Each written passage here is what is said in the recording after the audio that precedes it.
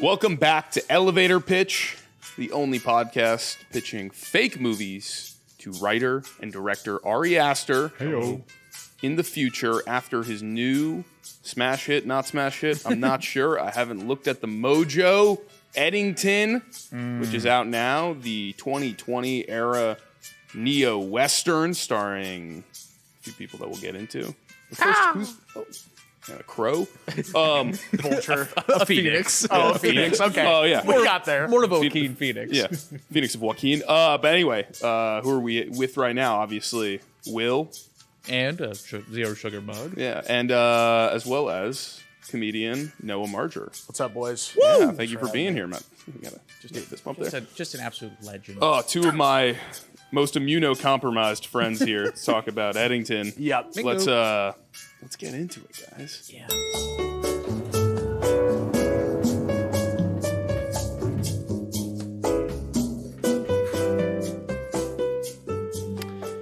This movie, man. I thought it fucking rocked. I just want to say and right Tanner's off the here bat. as well. Yeah. Tanner, I did the like, bird finally thing a earlier. guy who's just like me on screen. Joe Cross. Finally a guy that I don't have to make any concessions to. I just got hold out of anything it back. like 25 minutes ago. Yeah, though. you are Yeah. fresh. Fresh I'm off. fresh out of the ed. Okay. And yeah, kind of like an unsettling movie to then go get all social and jovial on the pod with. But Wow. but I think it kind of works for it in a weird way. It's a bold strategy. Did you notice my dark tone as I kind of came in here? You seem different today. What did you guys think of the movie though? I hate asking that question. But what did you think of the movie? It's open ended, no doubt. But I saw it with Tanner and it, bird thing. with a bird. I saw it with a bird See and with a many bug. others. And you know, I will say that I really liked it, and I feel like our audience also really liked it, Oh, cool. which has been interesting because I feel like it is certainly a divisive movie already. You know, there's already people pushing back. You know, but our audience seemed to really be digging it, really vibing with it, and on its very specific wavelength. And I was as well. I mean, I am an Ari Aster fan. I'll say it. Thank you. Not afraid to. That's so fucking brave, dude. I'm not holding back today because Joe wouldn't want me to, No. Mr. Cross. Hell no. And neither would Sleepy Joe. No, Sleepy Joe would never allow me to. He would never. He'd be like, get on up. Come on now. Speak up. And I'm speaking up, and I really liked it. It's there's a lot to it. We'll get into it, but I really liked it.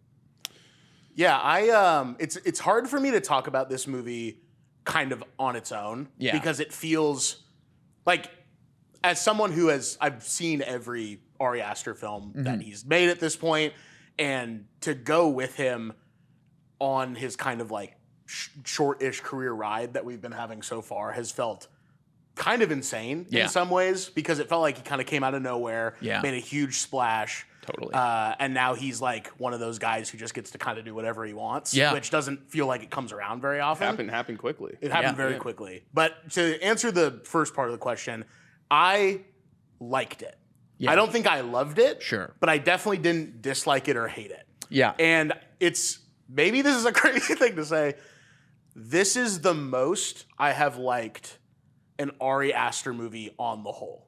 Okay. From start to finish. It's the most I've enjoyed one of his movies from beginning to end. So you pick your spots within these movies. Well, I don't mean to pick my spots within these movies, but every other feature that he's made up until this point, there hits a point at some point in the movie where I'm like, I'm out. You lost me. I'm out on this movie. Yeah. In Hereditary, about halfway through. Are we doing spoiler talk on these movies? So Hereditary and Midsummer, fair game. We'll get a little spoilerish with Eddington as we move along. Okay. Yeah. Well, so for Hereditary, loving the first half. Yeah. I remember it came out when I was in college, and I went to a film school, the same film school as Will Peters. Shout out. Whoa. Yeah, crazy. really, really fucked up when you think about it, to be honest with you. Even crazier than the reality that Joe Cross lives in. And the reality that Joe Kerr lives in as well. Bruh. Is he gonna do a little crossover happening? Joe Cross and Joe Kerr, maybe? Who knows? We can work that in. We'll figure that Well, out. when in Hereditary did it lose you those? So I remember people talking about the movie, like it had so much hype around it. It was a big thing. Exploded. And like some kids at the film school we went to could go to Sundance as part of like an interterm class. I never did that. You never did that? I never did I that. didn't either. Yeah. But I just remember people were going ape for this movie. They Yeah. were like, scariest movie of all time, absolutely insane. You have to see this movie. And then for the first half of Hereditary, I was like, for sure. Yeah. Absolutely, this is crazy. This is fucked. This is like truly terrifying stuff. Yeah.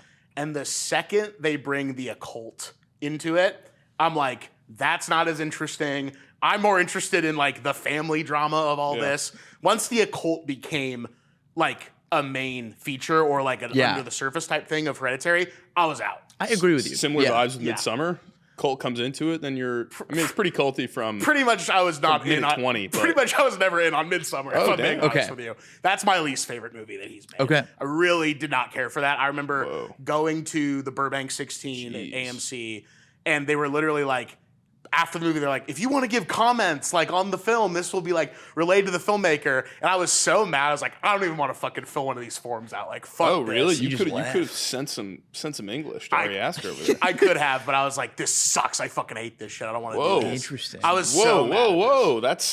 That's some knives thrown at Midsommar there. And listen, I know we're gonna be talking to him later, and I don't really want that to affect how he views the pitch that I'm about He's to not do. in here yet. I've only heard the sound of a bird. Okay, then we're chilling. Yeah, then I we're- can go in on We're it. okay. I'm not a huge possessed person, Sure. you know? So like regardless of the possessed stuff being part of a cult, I was kind of like that kind of had me less interested more than the 100%. cult stuff in Hereditary. But I think that the cult stuff, he kind of figured out the kinks of the cult by the time he got to Midsommar for me. Yeah. I think that's a really well-written movie. Except for a couple of Will Poulter's lines, which He's hilarious. which I were think. funny because it was like kind of similar to the guy in Hereditary who's like, party at Sam's tonight, bring your dick. Yeah.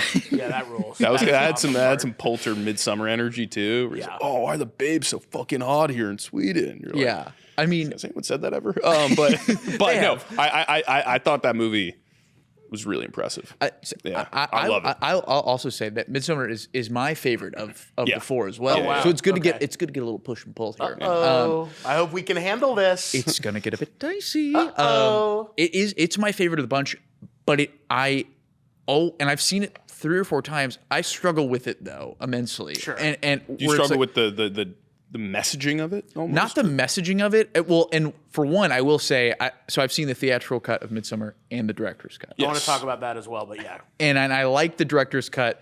The difference between the theatrical cut and the director's cut, I do actually think it's fairly significant. That's what I've heard.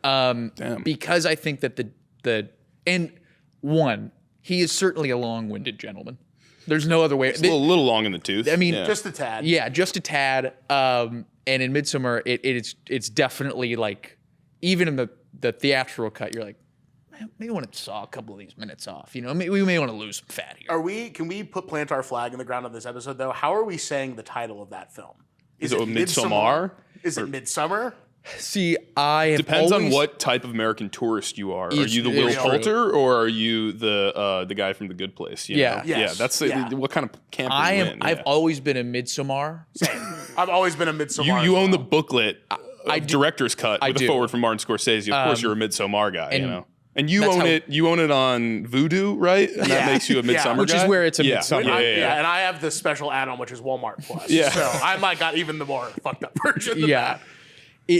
I go full on the Midsommar. Yeah, And me I too. think, I don't know, it feels wrong every time you say it. But It feels wrong because you know some dumb guy at a party is going to be like, actually, it's Midsummer. And it's like, there's no way that's Midsummer. And you go, actually, we let our old people die in old folks' homes, you know? I mean, maybe what they're doing is kind of interesting. Yeah. Yeah. That's kind of like your vibe, good right? inclusion. But I think that the director's cut of that movie, that I'll leave nameless now. Now that I've Now that we have actually less clarity on what it's called. now that we've dissected its title, I think actually really develops the Florence Pugh, Jack Rayner, like this. What's not in the theatrical? Because I've only seen the in the director's, theatrical, which I don't like doing. It's a lot of little moments. It's honestly, it's like just like scenes are just like a touch longer. There's also like there is an extended sequence, like cult sequence in the director's cut, where it's like out of the water. It's a lot of there's a lot of in between scenes where it's like we have a Florence Pugh, Jack Rayner moment,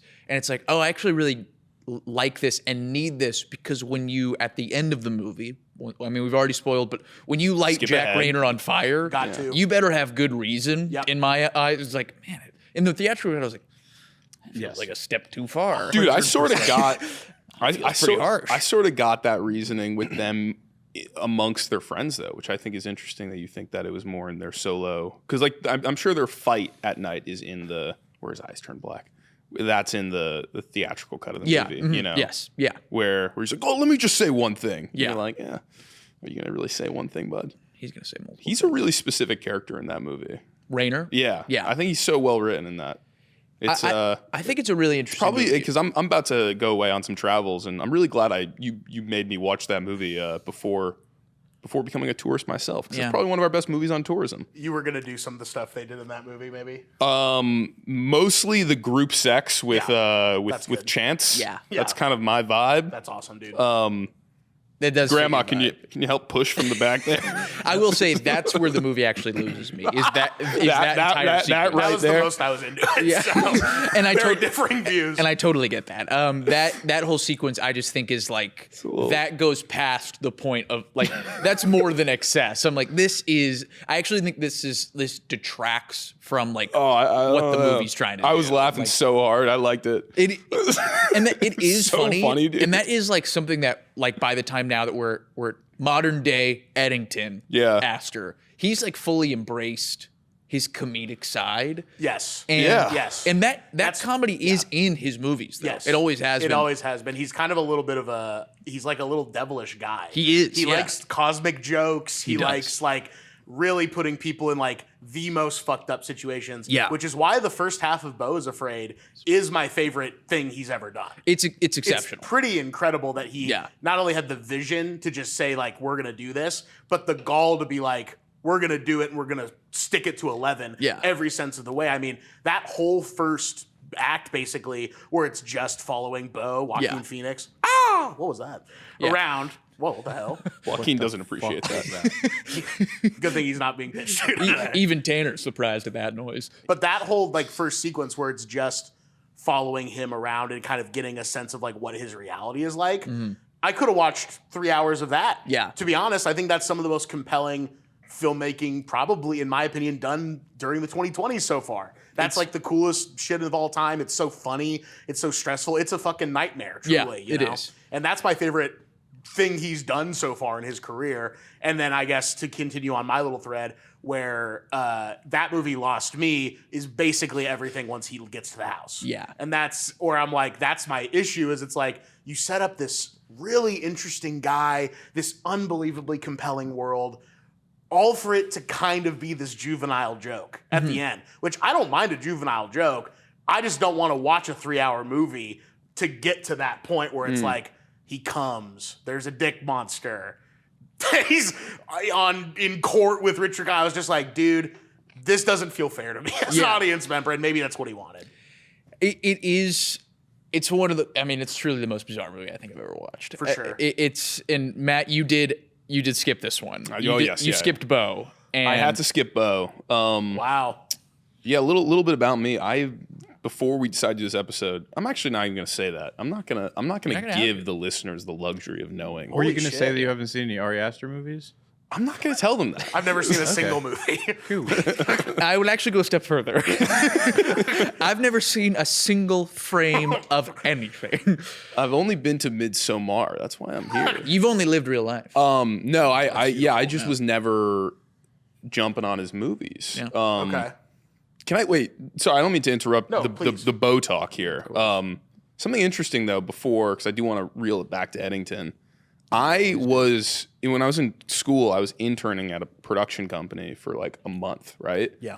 It was called Gunpowder and Sky, and it was Epic. one of these production companies that was very similar to A24 in the mid 2010s, where they were going to Sundance and these festivals, acquiring titles, mostly documentaries, a lot of them at first, but then eventually scripted movies. A24's first being like Spring Breakers, right? One of the first ones right there. Ari Aster is kind of like weirdly like the without an Academy Award, like the Frank Capra of A24, where he kind of like puts them on as a studio. He makes like 3 movies for them. Yeah. Highest grossing box office with Hereditary that they ever had at the moment. Yeah. I mean, it was broken obviously by a few after that, but like he's made every one of his movies with A24. Am I not wrong about that? And it's kind of set a sensibility like visually as well as like the types of movies that they made up until they, you know, got more private equity money, and now they've kind of sprawled it out a little more. But I was at this production company, and A24 had Hereditary coming out that summer. It's the summer of 2017 or 2018. 18. 2018. Thank you. Yeah, that would have made sense. 2018, summer 2018. Toni Collette is starring in Hereditary. She's also starring in Gunpowder and Sky's release, Hearts Beat Loud, starring Nick Offerman as well. Oh, actually, I can see the poster in my head. Okay, so there's like 5 movies that are like that. Yeah. Yes, exactly. And they the guy Brett Haley directed it. He's got a movie coming out soon that's like based on a book or something. Really nice guy. But like I remember working like doing like little, you know, intern work stuff for this movie, and 2 weeks before it came out, Hereditary came out, I believe. Okay. And Hereditary fucking smoked it out of the water. Yeah. Like there was gonna be, and it was like, and I remember there was like this like thing of like, oh, Toni Collette, like she's in our movie, but then she's also in this Hereditary movie.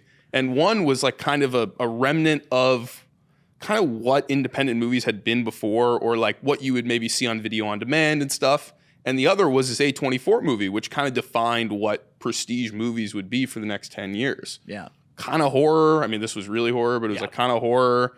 It was, you know, like really like interesting to like younger crowds, and it became the type of movie that when you went to film school, kids were like, "Well, what kind of movies do you want to make?" You know, but I want to make A24 movies. You know, Yeah. And that was Ari Aster for a while. Yeah. So it is really surprising to myself that I just never got into his work. But maybe it's because I was such a stan of Hearts Beats Loud. You're more of a Brett Haley. Yeah, you had to pledge your allegiance to your work. Yeah. You're kind of a my work man. for a month, but You always have been.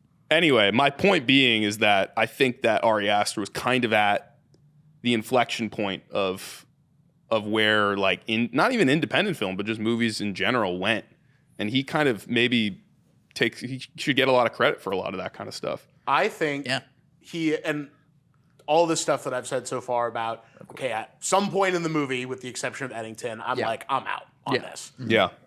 That being said, he is one of the most talented technical directors I've ever seen in my life. Yeah, he's very Fincher-like with the amount of control he has, and Scorsese mentions that in the forward to your. He's got a A24 Blu-ray director's cut of Midsommar with a booklet of art as well as a forward from Martin You didn't bring that Scorsese. to the pod? It's in his car. It's in my backpack. Let's go get it. Yeah. Let's show that puppy off. I can get it right now. This is on YouTube now. Yeah. But in that, Scorsese just mentioned, like, he's like, I have not seen a young filmmaker with the amount of control over the medium visually that this guy has. It's pretty unbelievable. It's unbelievable. It is. It is like staggering. I think that he I've spoken with Eddington, like, you know, reading some interviews about this movie, like he is very, very precise about how he sets up these shots, and you know he's in great collaboration with his actors, and Joaquin Phoenix is very much like he had self-admitted and admitted by Ari Aster that Phoenix like fully works off of rehearsal. He relies on rehearsals. He won't do a movie if there's not like extensive rehearsal. Oh, I didn't know that. Yeah, but I guess that makes sense. He's like, he's full frontal for rehearsal always too. Always. Yeah, always. I'm gonna start putting that in my writer. Yeah. That's awesome. We'll only do rehearsal naked, completely with everyone on the cast and crew around, and I can parade around for 5 minutes before we start.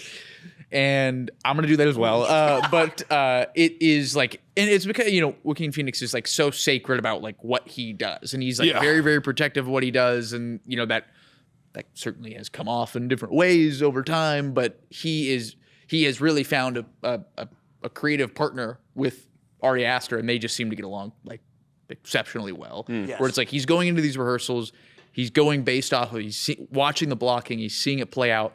And then he is tailoring that to just an incredibly specific vision. Mm-hmm. And he's admitted, he's like, I'm not finding a movie in the edit. Like, we're shooting it to release. Like it's like we're shooting it to be edited as it is shot. And it feels like Eddington is as precise as the movies we love and sometimes don't love, you know. Yeah, of course. But yeah, that's why I find it interesting is because like even in Eddington, and I don't want to jump to the end yet, so I'm going to go back a little bit, but like The Endington. Just the kidding. Endington, but like even in like similar to We're not even paying you for that. And you should. I know. A lot of money. I feel bad. It's fucked up. I'm walking. I'm announcing I'm walking. Walking. Cluck, cluck, Yeah. cluck.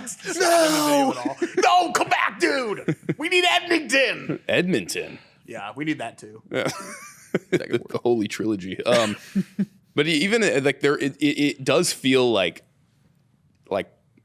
it does feel so specific when these movies take a turn into a realm that you either like or don't like. You know, 100%. The Aster turn. they're planned out. So I mean, even like the endings of his movies are like much more like announced endings. You know, like similar. So his buddy Christopher Borgley, who he put on to That's do right, Dream yeah. Scenario, Yeah. movie I really liked. I think you liked it Dream as well. Scenario? Yeah. Yeah. Yeah. But, Well, I like half of it. well, that's the thing. Like my Oh. only critique of Dream Scenario is that like, unlike Aster, it had so many similarities with Aster in like the kind of like the dark kind of like core of it a lot of the time, but it like almost needed to find the ending, you know, and it Yeah. didn't completely find it for me. Yeah. But like I still liked it, but it didn't completely get that last 10 minutes into what the script probably was onto the script to screen. Yeah. Say what you want, regardless of like whether you like or dislike the endings of these Ari Aster movies or just the last act or the last epilogue. Like they feel so intentional in a way. Totally. That it's a unilateral decision between the performances and the cinematography and the score and the editing and the script and everything like that. Yeah, I think even if you don't enjoy, and I'm going to say enjoy in a very malleable sense of the word, Yeah. even if you don't enjoy Ari Aster films, I think you would be hard pressed and probably lying to yourself if you're watching these movies and basically being like, well, that's just some bullshit. It's like, no, that's like really impressive what he's able to do. It's what we were talking about with the whether you Eggers care about it or episode. not. Yeah. It's what we were talking about with the Eggers episode. It's like, say we want about like if Nosferatu surprised you. It's like that guy fucking did something that not a lot of people are willing to put the effort into doing. I mean, and they're kind of inextricably linked. It also being from a same period with A24. Yeah, The Crow was the early A20. That was right before The Witch. Hereditary. The Witch. Yeah. Not The Crow. The Crow. Different. That's our producer right there. Yeah. Robert Eggers and Aster, it makes so much sense that they're linked because they're both like very like, I mean, their visuals are so strong, but then they're also they're filmmakers that are kind of baked into they have very like thematically rich prestige films. horror. Yeah. And it's interesting that both of them like try to fight that so heavily and like try to fight that they're horror filmmakers. It's a really interesting thing to say because the first two movies in Aster's filmography, Hereditary and Midsommar, as we've unequivocally said, that's how it's said. We've landed on. We've landed on that. Thank you very much. Check, please. Those two movies are very cut and dry, like not cut and dry, but they are horror movies. Yes. And then you see what he does after, and it's like, oh, maybe this guy isn't a horror filmmaker. He just knows how to wield horror super well, you know? Because in Beau's Afraid, there's like elements of it that are horrific. Oh, yeah, And totally. certainly in Eddington, there are moments of it that are horrific. But I think Eddington definitely plays a little bit more in that political thriller vein of stuff. But with Eggers, and I'm less familiar with Eggers ultimately than Aster, but it's like, that was huge in the 2010s, was elevated horror. Yeah. So he may have found his way in with that because that was like very zeitgeisty and very much like a part of filmmaking and the industry at that point. Yeah. And then as shit is unraveling in the film industry and he's like, this is what I really want to do. You're like, oh, this is a guy who's way bigger than just a horror filmmaker. Yeah. He's an artist, you know, he's like an auteur artist filmmaker. And I remember seeing both Hereditary and Midsommar and being like, I really hope whatever he does next is a comedy. Yeah. Genuinely. And I'm not just saying that because what he did next was kind of a comedy. I was Yeah. like, this guy has a really dark, weird, fun sense of humor. Yes. And it permeates through everything he does. It does. Yeah. I feel like this might be a good. I mean, I know you didn't say the thing he did next, which was Beau's Afraid, but the thing he did after that, which is Eddington. Oh! Maybe a good time to say that I really liked Eddington. Wow. Really liked Eddington. Let's go. Oh my God. Because I haven't said that yet. No, you haven't. Thank you for saying that. by the Yeah. way. Drop Seriously. the bomb. Yeah. That's great. Really brave. That's I don't want to be critical of the end of the movie because I don't fully understand all of it yet. Like I literally just came from there, so You're I'm fresh. Separation. Yeah, of course. But for the most part, though, like I'm not a big horror guy, as I've expressed on this pod before. Yeah. But I am like really, I am really into something that horror is interested in more than other genres are, which is like the dark, like the darkest hole of whatever subject matter is covered. You know, like horror likes to get into like, you know, in a lot of ways it can go the other way and it can be bad, but like especially someone like Aster, it's like, all right, like let's talk about like mental health in the family lineage in a way that's like super fucking just gets to the core in a really uncomfortable way. In disturbing ways. In disturbing ways. Or you can go to Midsummer and it's the same thing about like, well, what's the best way to experience other cultures? Is it to be like the American asshole who's going to pee on the dead tree, or is it going to be romantic relationships? Yes, and romantic relationships where it's something that like you talk about like someone like Fincher is like really interested in, even though he doesn't make horror movies a lot of the time. It's part of the reason like The Social Network to me is just like, and a lot of other people, it's like kind of one of the perfect movies because it for sure kind of just digs at that kind of dark core in a lot of ways, but it's not a horror. And I feel like Aster in this movie is like in Eddington is, he's talking about stuff that no one else was obviously interested in talking about for the last 5 years as directly as it was, and I'm sure that bristled against the interests of people, but I'm sure it did. But in a lot of ways, like it worked for me. With a couple lines aside, obviously there was a couple lines where I'm like, that hurt the neck. But like, it worked for me so well because of how seriously he took the subjects, you know? Mm-hmm. I mean, also having fun with it too. He had, but the only reason that I was able to have fun with it, like the dinner, I'm not going to repeat the dinner conversation, but he's like, I'm like white adjacent. And like, what the fuck are you talking about? Yeah. That was so funny because of how seriously each of those characters were taking the conversation, which I just think like most writers and I think they're afraid to, no one wants to do this, but like we're all just afraid to do this shit, you know? Yeah. And he's like, let's get to the darkest core of whatever you believe to be right. And I think that was really effective, and it was a really well-written story to tell that in a weird way binded together way more things than it should have binded together between COVID and BLM and all these different types of things. It was like able to kind of tie it together in a way that was, I think, successful. Yeah, it's very, very impressive, and it's so fascinating because like the one thing that I can remember from seeing Midsommar is like, because I mean the opening to Midsommar is like such a statement opening, and it's like such you're like, whoa. You've talked about it on the Florence pod. Yes, it's like it just really it held up to what you said. Oh yeah. It's like you're like that movie starts and you're like, holy fuck. And it's there's long stretches in that movie. That line, dude. There's so many stretches in that movie, even the group sex where you're like, this guy clearly is like, and it's so interesting because he's clearly like, he is such a confident filmmaker to have the gall on set to be like, all right, so I need 20 naked extras. Rainer, we're gonna put ready. Like, how many takes do you think they did of that? 1,000, as many as he wanted. 1,001. Yeah, you never really get at the first 1,000. And like, it's just like such a to imagine just like setting that up and to write it and then be like, we're gonna shoot this, and then to be on the day like, today is the day we do this. And it's so interesting because he is, if you ever like all of his press tours after he releases the movie, he just talks about like, every day was like the worst day of my life. I like was so anxious, I was crying, and my producer had to like drag me to set to be like, 100 naked 70-year-olds just waiting for me to get waiting. Ari, all of the best friends in the world are waiting for you. His producer Lars Knudsen? Yes, Knudsen. He is. Ball nowhere over here.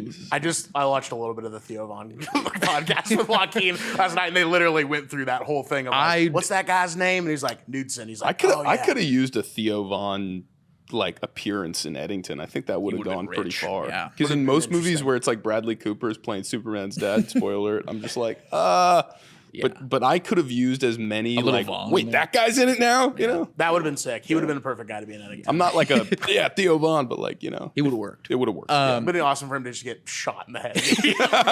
Just like during like a BLM like, protest or whatever. He's like coming, he's like, what are y'all doing? And he just bam, shot right in the head. That's what sets the whole movie off. That'd be awesome. He's like the pivotal to the movie. But I think it's like Theo Vaughn. they've written about it for centuries. I think they're doing like in the A24 off Broadway theater. They're going to do Chekhov's Theo Vaughn. I think they're getting rehearsals for that right now. Anyway, Will. I just booked it. But it's like Lars talks about like so often. He's like, yeah, like you know, there are moments on each of these movies where it's like he is so overwhelmed with this process that he's like breaking down into tears openly, even into Eddington, and you're like, man, what a miserable existence, like that you and it's like. And it's clearly, it comes across in these movies, especially it comes across in his last two, what he's, I guess, well, it's all four. There's always one character that is being dragged along the fucking concrete for 2 hours, just like relentless, just getting beat up. And you're just like, oh my God. Like that's, you know, it's Tony Collette in Hereditary. Yeah. Well, it's also what, Alex Wolff, or is it Nat? It's Alex Wolff. Alex. Yeah. It's also Alex Wolff in that movie, just getting, I mean, just so. You can make the argument it's every character. Every character's just Really the dad. That guy's just trying to vibe out with his 2 Volvos and cool country house. You know, he's living well. But he was. Sorry. But he's just like he's kind of putting himself up there in certain ways. Where like, each movie has a character that just gets put through the ringer, and it kind of sounds like for Aster, he just comes into these things he's like, I have to do this again. And when you watch the final product and you watch like how he's been able to like synthesize such a, you know, I mean, synthesize trauma, synthesize I mean different types of insecurities, and just an entire like diverse political spectrum of just like of chaos in Eddington. You're just like to be able to channel that into a pretty coherent 2-hour movie. I'd say coherent for 95% of it. Yeah, that's fair. Is like, I mean, it's really impressive. Yeah. And I think I thought it was pretty remarkable in watching Eddington, like how effective and successful it pulls off, like what it tries to do. Did it like get at you guys? Oh, Tanner, was your hand up? I just had a question. Yeah. Oh, I was gonna ask a question, but you asked yours first. How'd you guys feel about Antifa coming in at the end and fucking shit? Well, all right, so I wanted to bring that up in a way that like the movie almost lost me in a way that you're saying with these other Aster movies, where the morality felt too clean after, and this is a big spoiler because this is when the spoiler. The Antifa shows up. Yeah, the Antifa G6 comes into play, but Antifa takes JSX over to New Mexico, but like the movie, it felt too clean morally after Joaquin Phoenix, and I'm gonna say spoiler it again. Do it again. Spoiler. I think Spoiler assassinates Pedro Pascal and his son, right? Yeah. And I was like, oh, so like it's all about how the dumb guy who doesn't want to wear a mask, you know, steps in shit because he gets too caught up in the powers that may be with the guys trying to build the Facebook plant in their, you know, whatever. The it's like, he hates woke so much. Yeah, but it's he like has to kill a guy. But it's his like kid. But it's like, oh, okay, so it's like the smug Democrat, you know, who's placed here by the governor to build the tech plant. And like that guy's like kind of shitty, but like, you know, who's really shitty is the guy who doesn't wear the mask, who assassinates 15-year-old boys. But then the Antifa jet comes along. Oh, hell yeah. And I'm like, oh man, this movie is not about what happened past tense, right? This movie is not about the people that were really there who didn't want to wear masks, really there who wanted to wear masks, or everyone in between. It actually was like doing what Midsommar did and doing what Hereditary did, where it's just like, you know, those things like those cabals, those cults, those dark orders that you might believe are out there, but like they're boogeymen, right? Yeah. What is the boogeyman of May 2020? It's like, what are the conspiratorial forces that like probably are not as organized or you know, devious as we're giving them credit for, but actually we're going to throw them all in this movie and have them kind of collide with each other. Yeah. And I kind of respected the choice a lot. I thought it then morally complicated the movie in a way that kind of drove its third act pretty well. I thought what they did was a little confusing, but yeah. I thought it was fucking epic. I was like, Yeah. I mean, yeah. I thought it was fucking epic. Yeah, I thought it was fucking I like cool. how they had a private plane. Yeah, I mean, I like the shot. through the Tanner plane. was like gripping the seat from tension. You were invested. Yeah. You saw yourself up there on the big screen, which was special. I've never felt more vindicated. Right. No, I as I've said to Will Peters before, I'm a very physical movie watcher. So like when I'm You are. watching, I never noticed.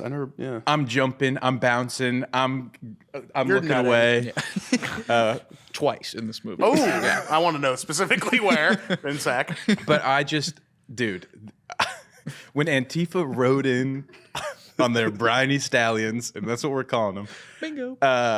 I was so hyped. I was literally like, this movie that was already very funny and like, honestly, as a guy from the South, hit me in a very personal place. Like I just knew all the people that were in this movie. Yeah. Wait. Personally. Let's unpack. Personally, by name, their addresses, their mother's maiden names. Let's unpack Joe. that, Tanner. When Antifa came in, I mean, like this in a movie where I recognize everybody in the movie, as I said, watching their worst nightmare happen was just like, I got it. Like I was like, oh my God. Everyone's worst nightmare happens in Eddington. Like it doesn't matter who you are. Everyone's worst nightmare happens. Dude, and then I mean, I'm jumping around. This is about me. But I liked that one kid became Kyle Rittenhouse. Yeah. I mean, it was That was, yeah. That was a great bit. Yes. yeah. What a great way Yes. to tie that up. Yes. There's good music playing behind it. Oh, As it was yeah. going on. It's like, yo. And the shot was so cool the way it pulled out from that. Yeah. Black Square. Oh yeah. The fact that you were like, that moment was almost that thing where I was out. Like the Antifa part was almost the part where I was like, I'm out. That was almost the part where I was like, I'm out too. Yeah. Because I was like, what are we doing? Yeah. what are we doing here? Because Yeah. it felt grounded, quote unquote, in Yeah. a way It absolutely prior to did. that. Yeah. Where I was like, oh, this is real, quote unquote. And then when Antifa comes in, I'm like, oh, this isn't real anymore. And I was kind of felt like, oh, he's being a shitster. He's being an edgelord. All those things that some people say about him. He's kind of confirming that with this choice to have actual Antifa come in and start fucking shit up. But I think it pays off ultimately. I think the way that everything goes down pays off because, like you said, everybody's worst nightmare in the film happens in one way or another. I am curious though, and I guess I'll just say my stance on it first. Antifa or On Antifa, yeah, fuck them, go away. We hate these guys. Yeah.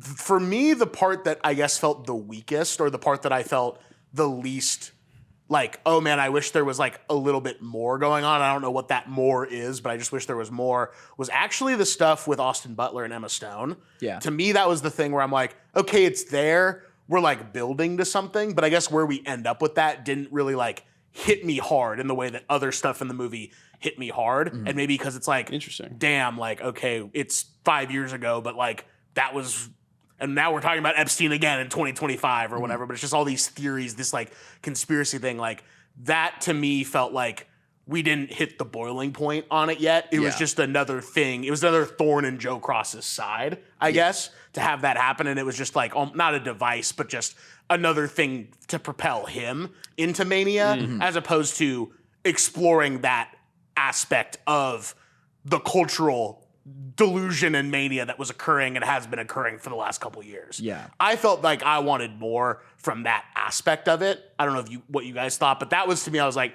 I just wish we had more. I don't know what that more is, but I just wish we had gone further with that. Noah, can I ask you a question? Of course. If you wish you had more of that, does it mean that you need more of it? Or is it actually better to just be wanting more coming out of that part of it? I thought you were going to say, if you're wanting more of that, does that mean you believe all that stuff too? And that's why you want more of it. Did Are you you write sick? a 50th birthday card to Epstein?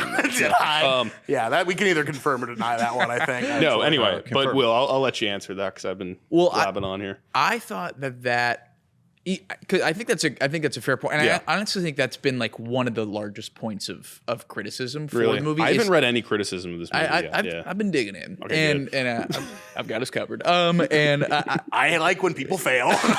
So you've got some people David put it on Elric, and then you've got Theo Von covered. Yeah. Exactly. Yeah. me and David. That's been it's been at least a big point for people to be like, and why the frick were Emma Stone and Austin Butler in this movie? And I think it's a fair point in the sense that, like, I mean, you see them and you're like, whoa, Emma Stone's in this, and then Austin Butler's in this, Yeah. and they're there for so little. But I will say, you can only get away with what they're trying to do in the little amount of time, because that thread of the movie is kind of running throughout it. It's kind of like almost the backbone of. I mean, it's certainly like kind of the backbone of Joe Cross's character and kind of driving Yes. him through the movie. It's his cross to bear. Yeah, it is his cross to bear. Well done. It's like it's really driving him the whole way, but it is like such a. It's oddly like it's in such in the periphery of all the scenes. Like it's even like being spoken by the mother-in-law, but you can hardly hear her, or you can like hardly hear what Emma Stone is saying, Yeah. or you're like The mother-in-law was the most brutal part of the movie, man. She is crazy as fuck. Yeah, I liked her. Yeah, she's wicked. Or you're like seeing their interactions, like, you know, out the window. Like it's like there's almost like a little bit of that thread where you're like, maybe if that whole storyline was just like a tad more forward, it would work, because it is like it's kind of just like in the background, Yes. and you're like, it feels like this is supposed to be like a driving force, and it is. It's something we check in on and not something we actively keep up with. Yeah. Yeah. And I think the only reason it gets away with it enough to me is that you have Emma Stone and Austin Butler in the characters, sure. where it's kind of like And they're undeniable. exactly Yeah. like in their moments, you're like, I do get them. I do get what they're going for here, and it's really effective to the point where it's like if they were two lesser actors, you'd be like, yeah, they really aren't selling me. But when you get them for like 2 minutes, you're like, I do get it. I got that. I do think that there is an element though, for sure, where it's like it's almost like a little too like buried into the movie. And that's a big thing with his movies too, where like they are, I think you can both get everything, you can get the story and what you're trying to get from watching it once. His movies also like welcome revisits. 1000%. And I think this one is probably the one that actually is, it certainly would be rewarding on a revisit, but I actually think this one has maybe the most there Yeah. up front. I think I would agree with that. Whereas like something like Beau is Afraid is like, it almost has too much. And I like Beau is Afraid, but it's like a movie where it's like, there's so many sight gags and stuff. It's like, you gotta revisit it to even. Oh no, you got to revisit. To revisit it to get anything from it at all. Like, Yeah. But it hit me. Didn't bump at me at all. To Really? be honest with you. Okay. I like this. We got so much disagreement on this podcast here. Hey, that's why you brought me. Maybe in. maybe you should have sat right there, so Will could have mediated our. You guys need to set. No, I actually I get what you guys are saying. It just- it didn't stand out to me. Yeah. I think because who doesn't like looking at Emma Stone or Austin Butler? Okay. Say that. Yeah, but also it's. I think this is like a common. Like this reminds me of like the Margot Robbie Once Upon a Time in Hollywood. Where it's like we need more lines from Margot. It's like sometimes I think some very traumatic, whether it's like murder or like Predator, whatever it is, like some very like traumatic, some traumas in movies of characters are kind of best served in small doses rather than as the defining kind of engine for what's going on. It is kind of like a sly backbone, but it's also something in this movie that like allows me to understand a lot more about Joaquin Phoenix's character, like you said, but not in a way that felt crutchy to me or felt like a mechanic or like felt like a gear in a mechanism of the plot, because I guess it was like, This is really bad podcasting. I'm trying to figure it out. I'm not going to cut a second of it. You may do a bird noise. I can Yeah, just do a bird noise Can for a you, second. Tanner, in post, can you elongate this moment like 5 times? Yeah. Yeah. I Tanner, come on, man. He asked really nice. I guess it just worked for me because I felt like it made for characters that felt real in a way that most movies that take something like that and make it more important just because it has to be important feel inauthentic to me, you know? Yeah. Totally get that. I mean, when she's pregnant at the end, that right. tells you a lot about like who Joaquin Phoenix is, you know? Definitely. And it's a character Joaquin Phoenix has played from Gladiator to, you know, all these different types of movies. And I'm like, I don't know. I don't think that it didn't serve her well, you know? I think that had to happen. And it allowed for the mom's ending also to be more impactful of like who she was at the end too, as a political operator. Kind of like the Lady Macbeth of it all. Yeah. It kind of allowed for a lot of stuff that I thought was successful, and it could be its own movie, but for sure it could be its own movie. And I guess I don't think it doesn't serve Emma Stone well or Austin Butler well. I guess my just issue, and it kind of actually speaks to maybe why I'm not quite as hot on it as you guys are. Sure. And I liked it. Yeah. But I didn't love Will was chanting when that whole thing happened. He was like, Yes. he was rooting for it. He was rooting for it. Eddington. It was very poorly received. Because Will's in on a the couple theater. lists, and I'd like to announce that on the podcast. Yeah, and we would like to get on who else is on those lists and where we can find those lists online. They don't exist. I'm just trying to make this edit really hard for him. Anyway, keep going. It's going to be hard for him regardless. I think the reason why I only like the movie and don't love the movie is when I walked out, I was like, holy shit, that was crazy. Go to piss is hitting the urinal. I'm like, holy shit, that was crazy. All this stuff. The Why So Serious is over the stall because it's at the Burbank 16. Yeah. Went into the other one after and it said it's showtime, folks. I'm like, I would love to take a dump under that. What's happening? Tanner's saying something to Will that we're not privy to, which is sort of fucking awesome, by the way. Sort of fucking loving that. You're not going to ever hear about this. Okay, that's awesome. The Phoenix.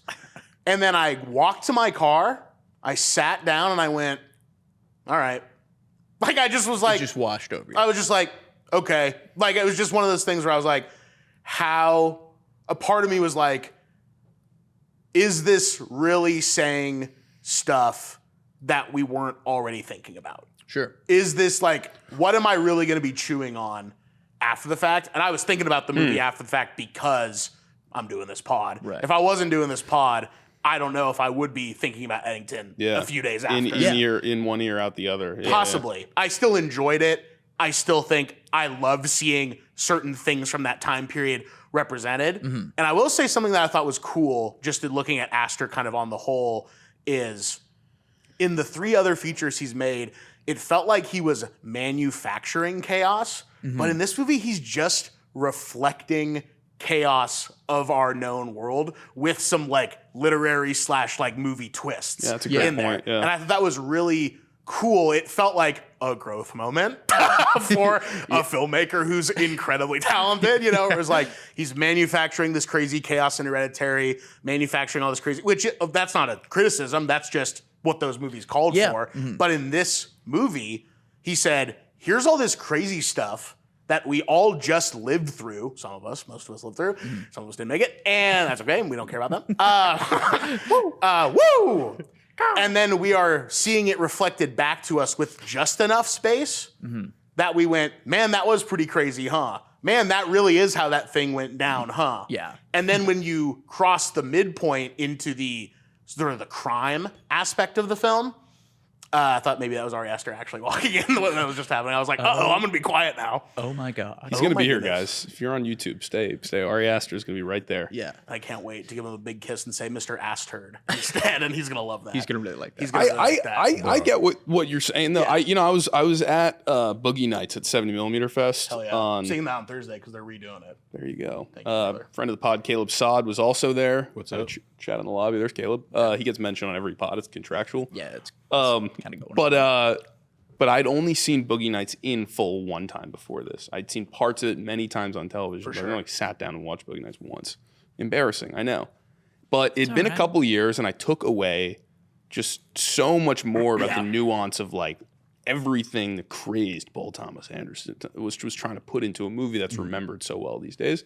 And it's like almost like when you make a stuffed movie, whether it's Boogie Nights or we were talking about Babylon a week ago, Off Pod or something like that, you know, obviously different. Magnolia, Yeah. another Pete talk about But other like, stuff. you know, the time will tell how successful the chaos that unravels or what it says about whatever's going on. I mean, yeah, COVID where it was like 5 years ago now of what the time period was, but like I'm so undecided on what I take away from it that I'm willing to give it the benefit of the doubt and say, hey, I might start taking a lot more away from this on a couple more watches. Totally fair. As this movie ages. I don't know yet. I think that's a great stance to take.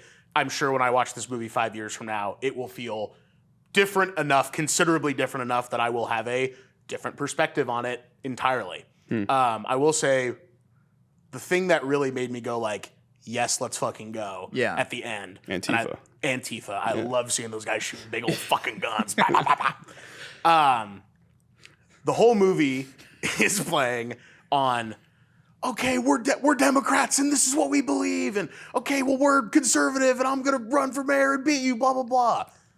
The entire time, in the background, similar to how they posit the Emma Stone, Austin Butler thing, the data center is just kind of floating in the back. Yeah. You hear about it a little bit. You get that scene between the governor and Pedro Pascal as the mayor. And then at the very end of the movie, what happens? They put up the fucking data center and nobody bats an eyelash. Yeah. Which to me was my favorite part of the movie and like my biggest like hell yeah moment, which is you have these two sides fighting, which really aren't that really different ultimately at the end of the day. They do have some differences, but not as many as maybe they think they do.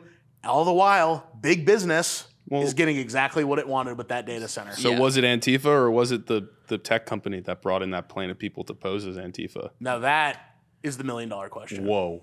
Yeah. Don't ever bring up questions. That's kind of what like it's the same way in Midsummer where the guy with the long hair who brings them all in. Yeah. Like how far back did he recruit Florence How long has Pugh? this been in the books? How long has this been in the books? Yeah. It's the same thing where he's not going to answer the question for you. There's nothing on that plane that's like, all right, Zuck, we're coming into New Mexico now. We'll touch down. All we know is these people on a really well-funded plane came down with the Antifa shit on and wreaked havoc in a way that put their data center in that town that they wanted to. Yep. And they planted Ted Garcia before that happened. They just shifted leaders. That's the biggest fucking takeaway you can take away from this movie right now. Yeah. Dude, I can't believe people had to sit through 55 minutes of podcasting to get to maybe one of the best takes I've ever heard sitting in this chair. I mean, the past, let's call it 2.5 minutes, have been an awakening for me. Wow. We were doing that poorly before. No, it was totally. We were. It was totally fine. But If you're in line, stay in line. Okay, seriously. We say that all the time. If here. you're in line to give your take on Eddington, stay in line. We have Your plenty polling of center room. information might be wrong, but you can still give your take there. Thank you, Tanner. Vote twice, vote 3 times. Thank you, Tanner. You didn't do shit on that part. No, but like, what did that was come? kinda me and Matt Did doing that the come other up to you?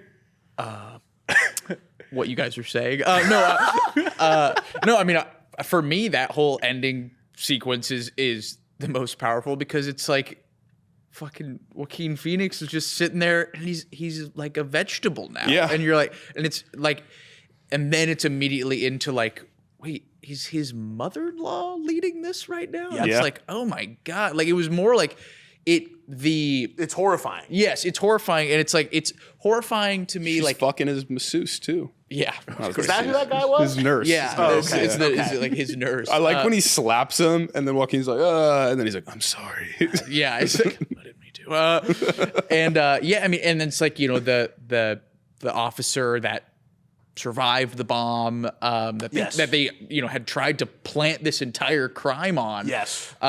Which is like an hour of the movie too. I mean, he's still alive and filming the whole thing. Like it's Ari Aster to me, like his greatest strength are his characters, and his characters in this movie are so strong, and his he writes stories from character outward, and that sometimes lends itself to in Beau is Afraid being like, I think we've done enough to this character. I think we can let him go. I want to see this guy have at least one win. Yeah. Come on. And sometimes I think that lends itself to where it's like they're, a touch over long or just like certain things where you're like, I'm not sure if this is totally working. But it always feels like he is leading the films from these characters are leading these films. Yes. And they come across so strong. And I think that within Eddington, it's some of his best characters, I think. I think for sure. I think the entire ensemble. I think that's a big thing in his movies in the past, where it's the fray of that ensemble is a little bit. Yeah, where you're like, this is more of a character, I think. And in this one, and it's also because it's so rooted in like this time frame where they could easily be caricatures. And that's not to say that they don't have throwaway lines that are like, I mean, that's like kind of like, that's it's like it's a very funny line. You're like, would somebody actually say this? And you're like, I don't know. This guy might actually say this. This guy might become Kyle Rittenhouse so he could bang this girl. Like the characters are so specific. He goes from doing BLM, Black Lives Matter stuff to bang a girl to being like, I'm gonna be the worst kind of person in the world to get pussy instead. It's pretty amazing. It's quite the turnaround. Yes. But that's the thing with this movie. These characters. We're not that different at the end of the day. Yeah. And that's what I'm trying to say. That's what he was really wanting to go to. I was getting there. No, but it's like each of these characters. Yeah, they're so specific. Yeah, and they are like such an impressive, as you said earlier, mirror of like that time period, but also then within like what a small community at that time would have been like. Yeah. As well, it's very interesting, and it doesn't all work, but I liked it a lot. Can I cap a little bit before we move on to? Can I say one character thing that I really liked? Yeah. Jump in.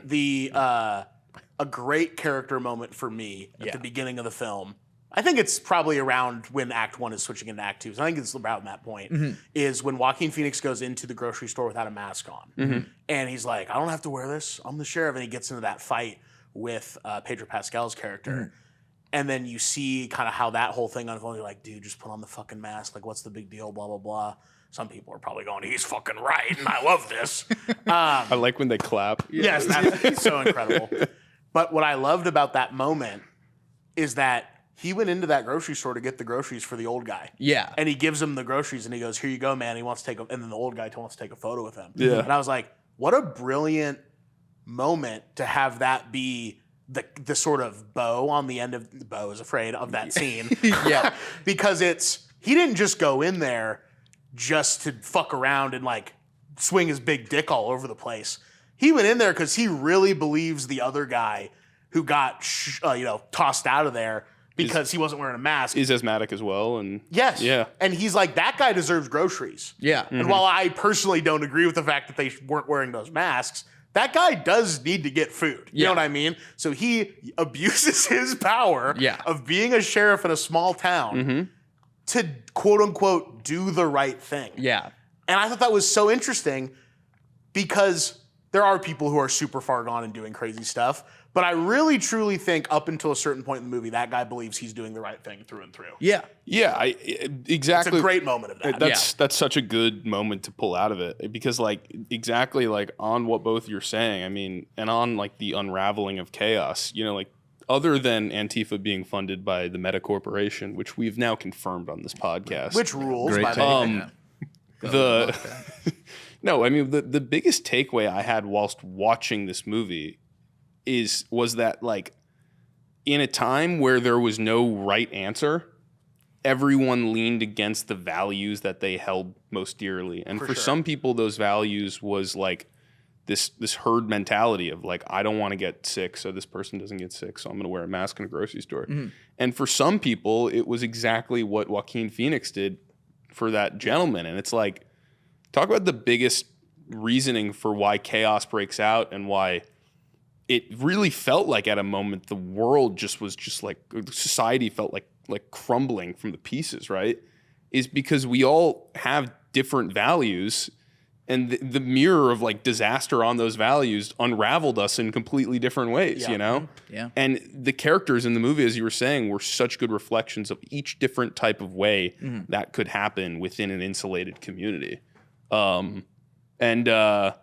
Yeah, I think it's kind of interesting. Yeah. And it was not a fun feeling watching that movie and being like, like this was like reality in a way, at a certain time period. It was a version of reality. It really felt like, oh my God, I remember this, you know? I wanted to start off the pod. I should have done this, be like, yo, like, Noah, what did you think about Eddington, like filming you? Just immediately ambushing me. Yeah, like ambushing the camera. We should film that clip after. But yeah. Just to piggyback off of that, and kind of to loop back around to what I said earlier, where a lot of these people, like I just know these people, like very personally in my life. What part of the South are you from? Florida. Oh, definitely. Wow. Tanner didn't see a mask till 2023. Hell yeah, dude. That's fucking baller as hell. That's smart, dude. He actually wore one to his job interview here. They were like, we stopped doing that a couple years ago. I was like, I don't know, just trying to placate. He's like, I just started. I love this shit now. But I think what's so interesting about what you're saying to me is that though it's so easy to paint, and like, listen, this is just me kind of reflecting on what you're saying. But it's so easy to paint people as like they're doing evil things on purpose. Yes. But as a guy that met these people, saw these people, spent every day with these people, you kind of did realize during it, all these people online were like, these people are fucking evil. And you kind of are like, I want to be a good guy. How do I be the best? How do I be the best version of a good guy? And then you talk to these people and they're giving you their perspectives. You're like, you think you're being the best version of a good guy. Yeah. You think you're helping, you think you're doing the right thing, and you're completely misinformed. It's just, it literally, I mean, this movie, I'm not kidding. I know I say this all the time. I think this may be in my top 5 movies of all time. Whoa. It this hit and the me. Fall Guy for Tanner. Yeah, I mean, Fall Guy was fucking awesome. What a double feature. You throw Garfield in there and we are flying. And I'm talking Tale of Two Kitties, okay? I know. But no, I just, man, It made you think. it did. We've dug deeper on this pod right here than we ever have before in elevator pitch history. Yeah. It's fucking awesome. Yeah. And we tried with Fall Guy, but We tried, dude. They wouldn't let us. They. Anyway, Eddington. I thought that was great. Eddington. I'm going to be excited to watch the movie in like 3 to 5 years from now. I don't want to watch this movie again. Yeah, I'm not chomping at the bit to get back. I bought a ticket for tomorrow night. Yeah, and I know you did. Dude, I wanna feel talk like if to you this off was mic. made in a more, not that's not stylish, but I feel like it was made in a more like kinetic way, you know, because it does have like Ari Aster likes breathing, as we've said. Yeah. in a movie.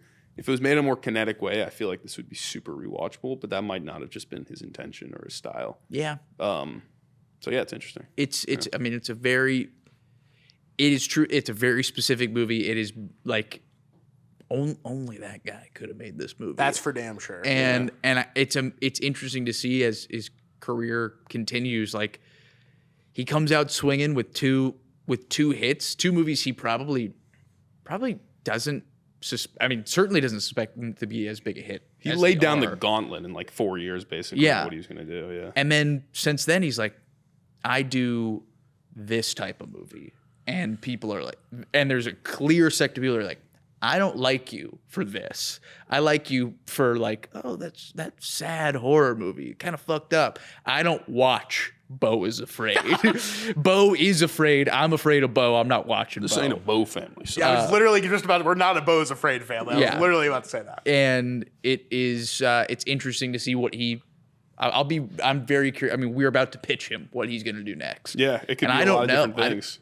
I couldn't even begin to wager what he'll do next. Because also Eddington comes from an idea for a movie he had 12 years ago. Oh, really? He wrote it before No way. Hereditary. Yeah. This was wow. this was the first movie he tried to sell. Obviously, there was no COVID element to it. So Aster was in on the COVID myth, is what you're saying. He was in the Tim- Wuhan lab. He was the writer of the myth, the pen. Tim, Bill Gates, yeah. Bingo. Zuck.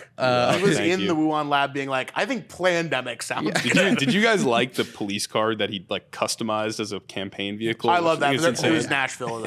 Oh yeah, definitely. Yeah, I was like, this is him saying "I love Nashville" by Robert Altman. Yeah. Oh, cool. Yeah, Yeah. I didn't think about that. I But, saw like, a lot of Altman comps, people being like comparing this movie to Altman. I was like, oh yeah, that's it had the Altman audio with it, where, like Yes. you said, the mother was Definitely. talking about the daughter Yes. walking out of frame and stuff. That's I didn't even think about that. That's 100%. Yeah. yeah. Someone said this was his Nashville, which I don't fully agree with. I think those are either. different movies Mm-hmm. for sure. But like They're there is intertwining this though a little bit. Yeah. there's definitely Altman DNA in this that Yeah. I only am starting to realize like after the fact. Yeah, Yeah. It's interesting because I wouldn't have thought that I wouldn't have either going in. I wouldn't have been like, yeah, he's gonna do Altman stuff in this movie. I was just kind of like, he's gonna do Ari Aster stuff Yes. in this movie, and we'll see what happens. He did Yeah. Sam Altman stuff and Robert Altman stuff. Damn, that's true, dude. Yes, dude. You're crazy. All right, well, let's pitch Ari Aster what the hell he's going to do next. Do it. Is he here? Ari. I'm right here, baby. Hey, Ari Aster. Hey, what's going on? All right, so before we pitch, Okay. Yep. Noah, we start out with something called a pitch question, where we decide who's going to pitch first. Okay. Today's pitch question: Eddington, Eddington, Edmonton, Edmonton Oilers. Yeah. Yeah, heard of him. Like where you're at? What is the highest scoring, or what is the highest score the Edmonton Oilers have ever had in a game? So the most goals. Most goals, just the amount of goals funny, I've they've actually- scored. I brought the Powers Brothers. They're gonna come out right now. It just says with blank scored. So Okay.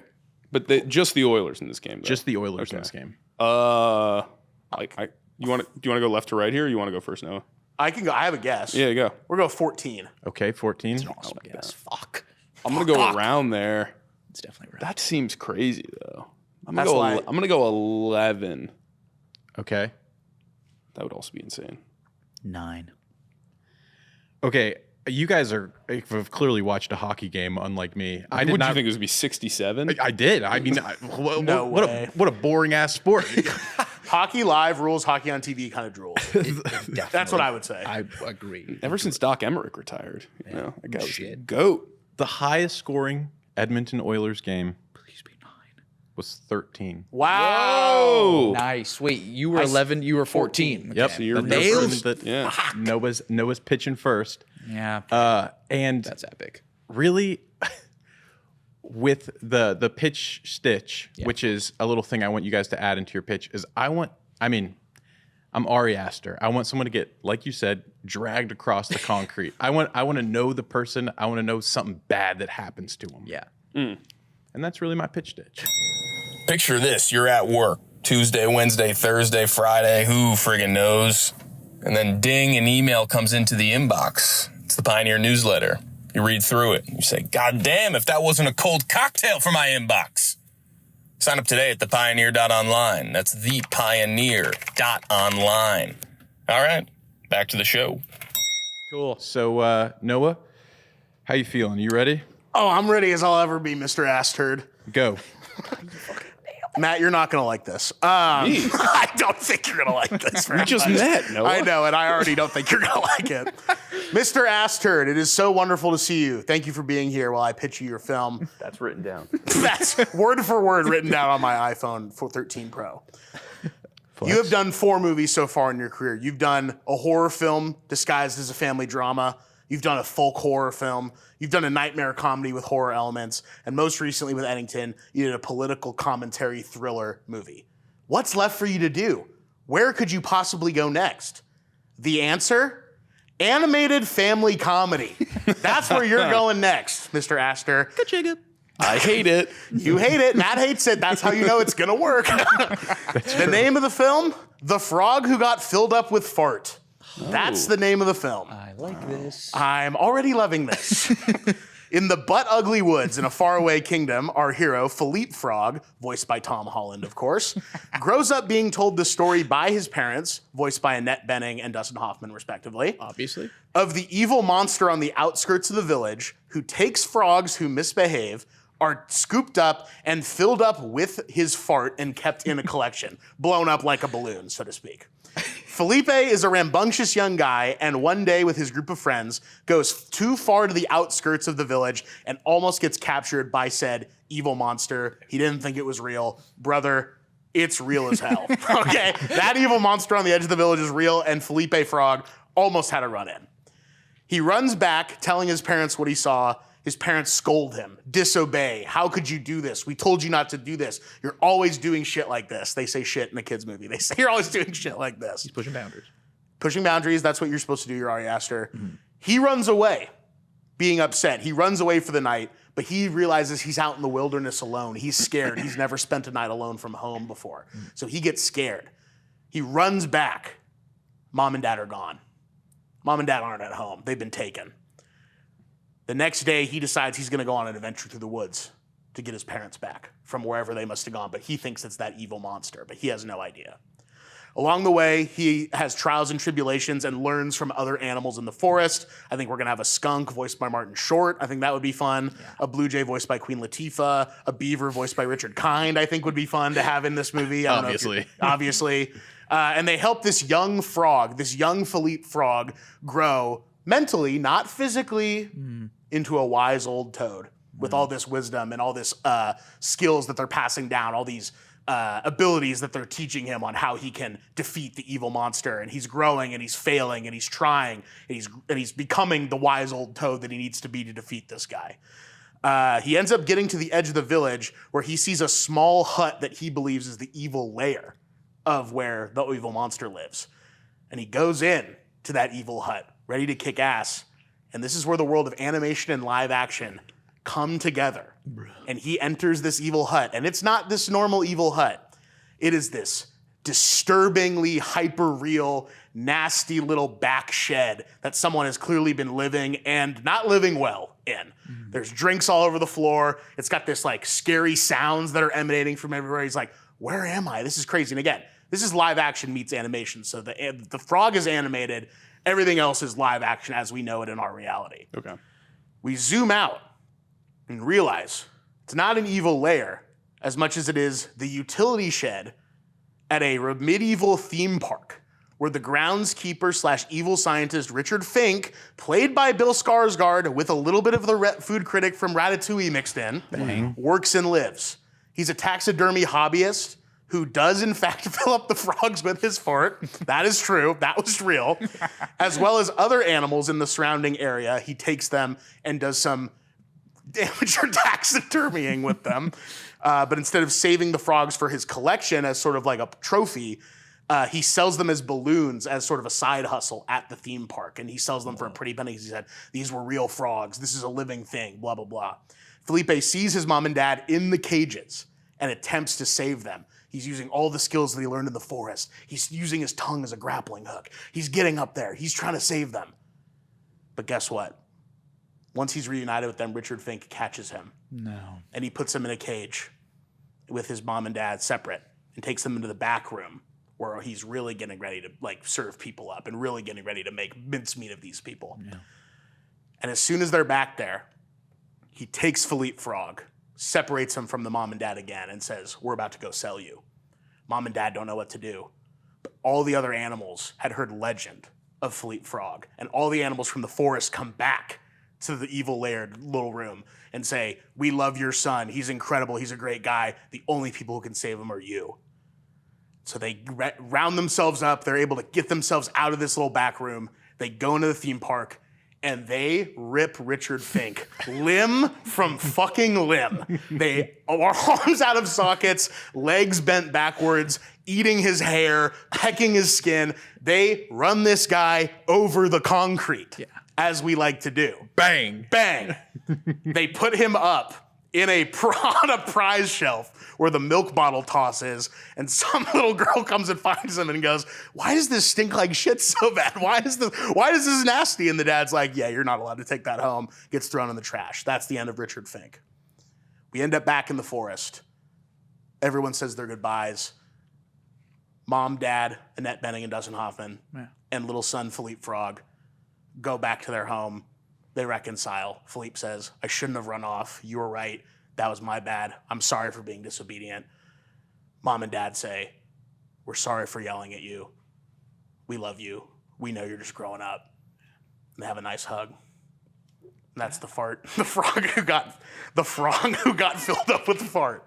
I mean, and right at the buzzer too. Incredible. Is that really right at the buzzer? Right at the buzzer, man. Right at 5 minutes. Oh my God. So that's my pitch, and that's what I'm sticking to. Yeah. Take it or So leave is it. that what you think he's going to do next, or that's what you want him to do next? That's what he is going to do. It has been decreed. Yeah. Confidence.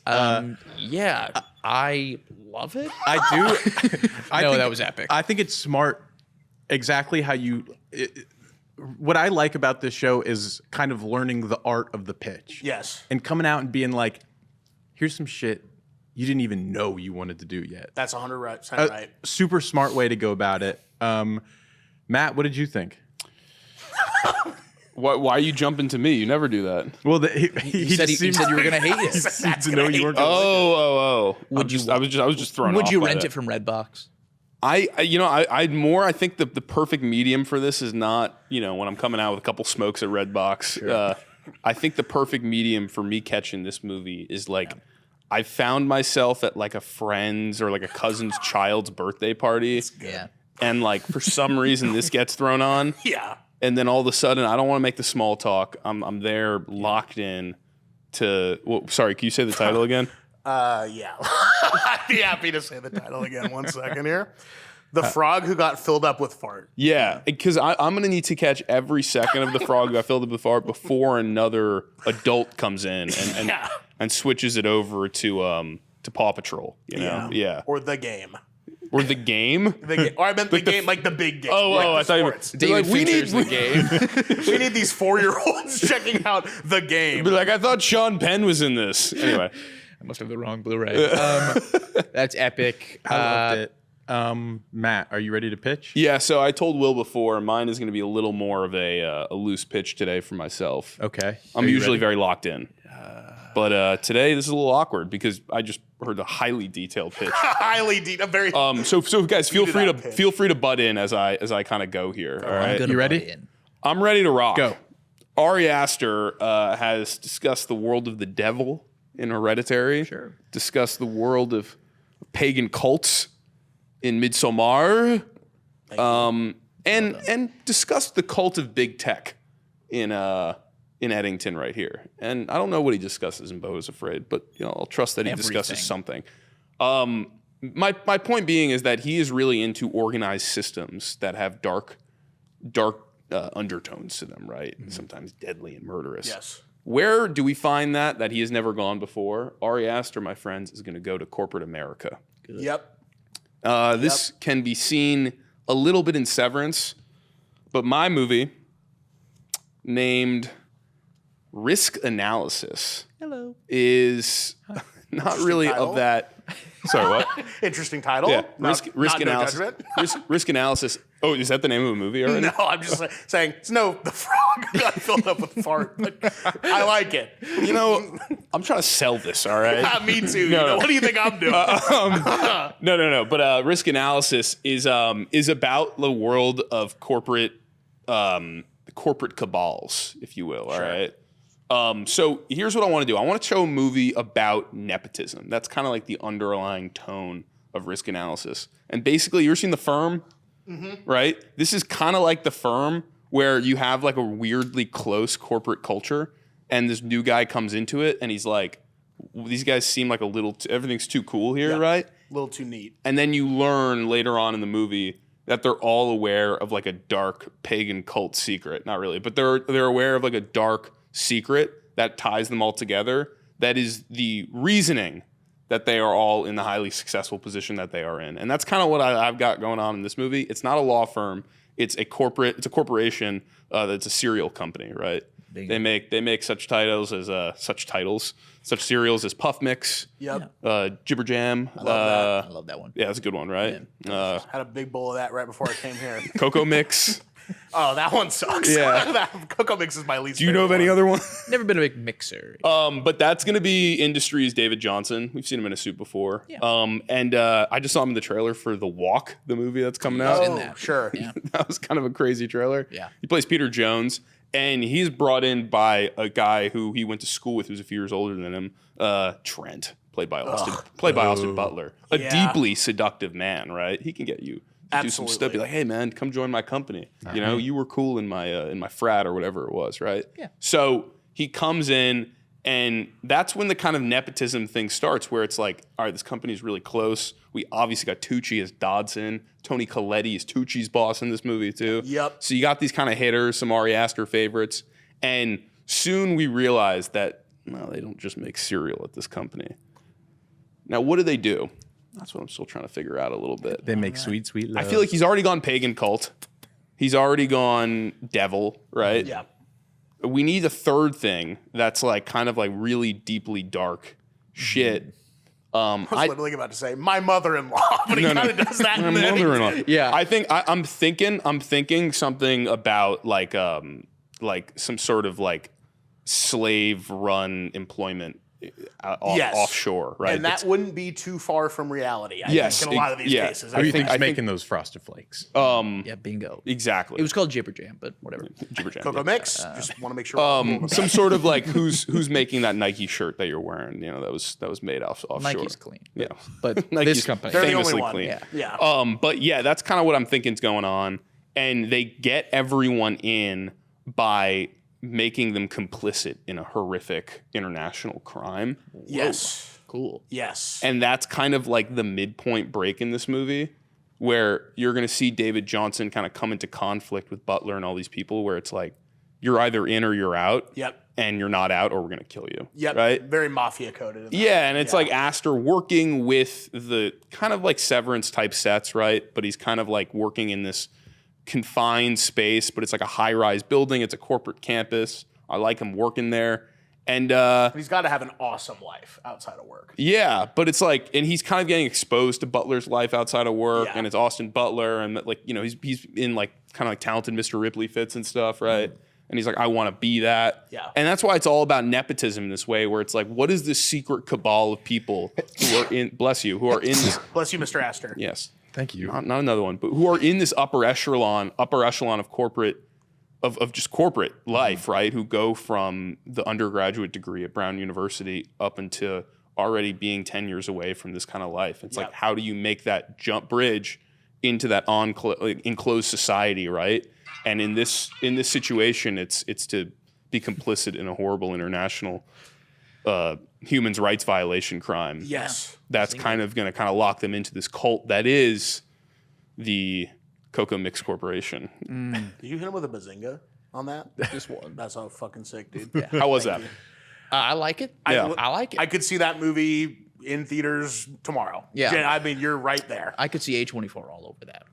I like attacking another, because that was kind of an interesting thing about it, was that you went with another, like, what's a big dark thing? Yeah. And I guess until this very conversation, I've never thought about Ari Aster outside of work before. But I got to say, I'm starting to think that might be, maybe that's his thing. Yeah. I don't know. Yeah, But we'll never really know. Isn't that really what his movies are all about? I like that. I think that's a world he could sink his teeth into. A lot of characters. Yeah, a lot of as we characters. know. Yeah. A lot of cereal. I think I think making it about a cereal corporation Yeah. is like, that is kind of the level of hilariously like surface level fun that I think could result in a lot of great humor. Yes, Yeah. which is that's a great point too. This could be his funniest movie ever. Yeah, it feels like if you went like, as opposed to going like this is a note for Ari, like a route like closer to like a John Carpenter tone rather than like a Severance tone, because Severance does have the goofiness. The John Carpenter tone, I feel like kind of tackling like Yeah. people in suits and whatnot, and like of like a They Live or like In the Mouth of Madness or something. And like Yeah. I feel like that tone would fit this world and would fit Aster really Yeah, because well. it's gonna get horror at points of this, you know. And also, it's like not about the work-life balance. It's about No, work. never is. Hell yeah. Anyway, Will. All right, Will. Yeah. You ready for what we at the pod call a Will Peter stinker? Collectively. That's still going around. I'm ready to fucking take this thing Damn, home. with the Sony Pictures fucking notebook too. Yeah, it's just a little bit of our past. Ari, you will work with Sony. You ready? Yeah. Go.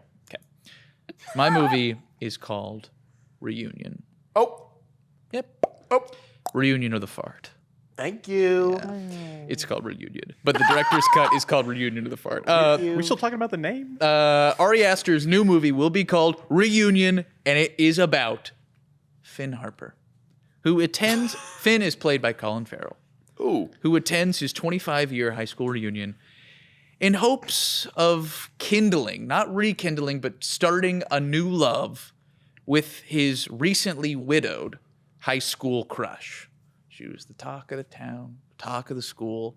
And the beginning of this movie, we will see in kind of Midsommar fashion. I want to start the movie with this girl, this woman, who will be played by Anna Paquin. Whoa. Wow. Yeah. Today?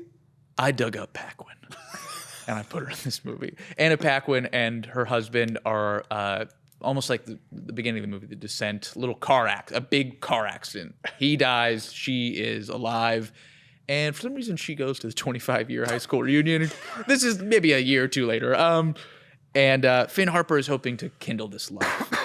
But his plans are quickly kind of pushed to the side. He's quickly sidetracked when he meets the very exuberant spirit, which is Henry Pence, who was a classmate that he doesn't really remember all that well, but he's kind of instantly taken by the guy. And he also like sees from afar, he sees his high school love. She's got plenty of suitors. She's very popular. She doesn't need Finn. But Finn starts to strike it up with Henry, and as they're drinking throughout the night, they kind of start to get close, and Henry's like, "Man, we should hang out outside of 25-year high school reunions." And he's like, "Yeah." He's like, "Cool. I never actually asked you what." And we made it this far, but what do you do for work? And Henry's like, "I'm actually an inventor." It's like, oh, That's all. I love hearing that. that is awesome.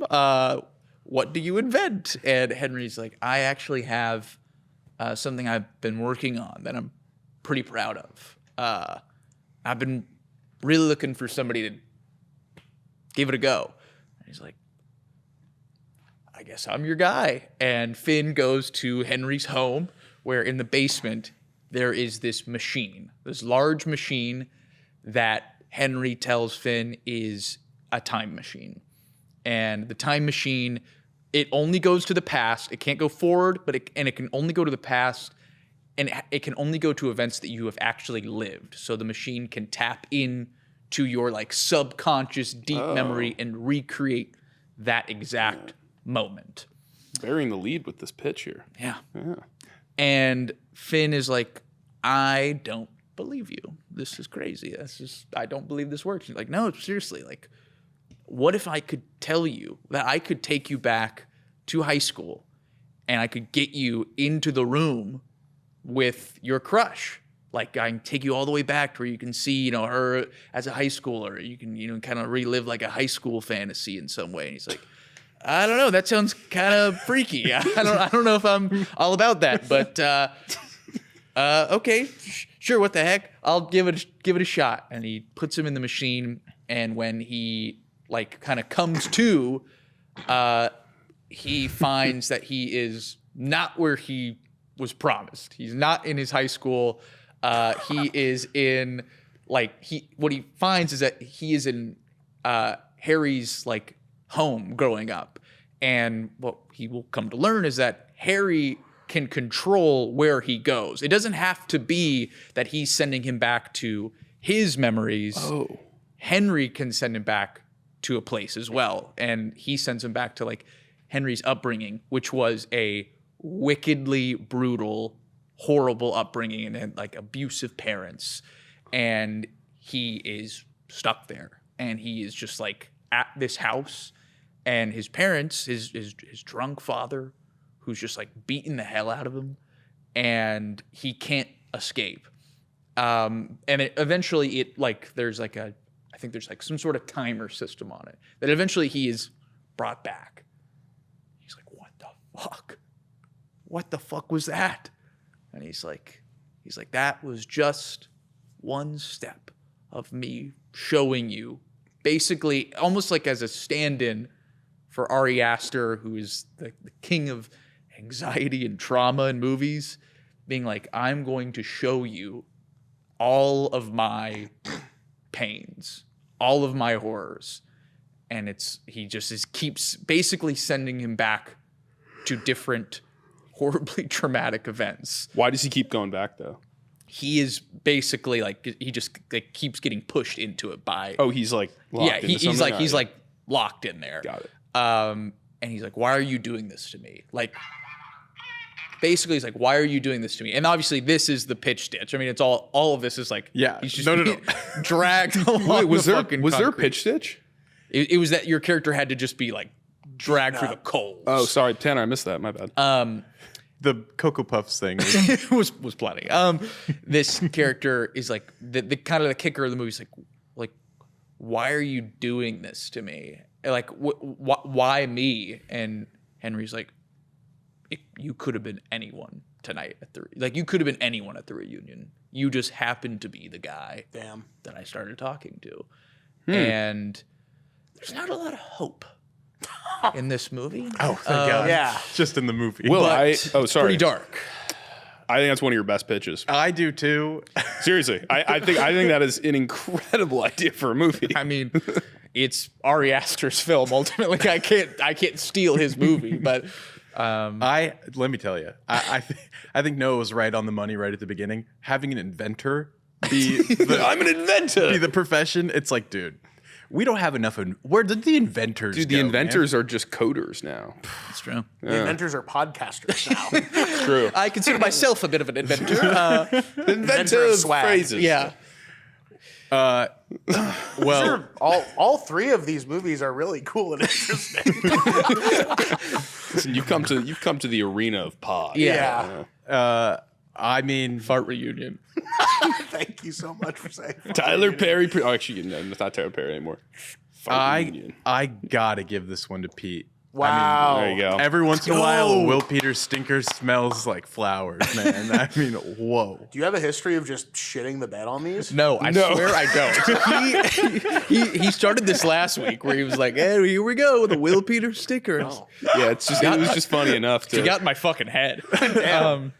It's like you the clearly came back co-host with of Elevator Pitch, known to have bad elevator pitches. Just to make you look incredible. That's why he's This entire thing is just a vanity project. That's what I kind of figured. Yeah. I mean, but just to get back to Will Peters' movie, just real quick, that was insane. Yeah. Isn't that kind of dark? That was. Isn't that kind of messed up? Wait, who's starring it again? Colin Farrell. And I never said that Well, I thought Henry it was Colin Hanks.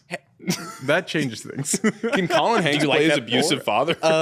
Definitely. Okay, you're back. I never said that Henry is Joaquin Phoenix. Okay, so the wait, inventor. Henry's the inventor's Joaquin Phoenix like that. Yeah, and then Colin Farrell's the guy that's like, high school didn't go my way, but I heard. And that- wait, he's up to right now dating Anna Paquin.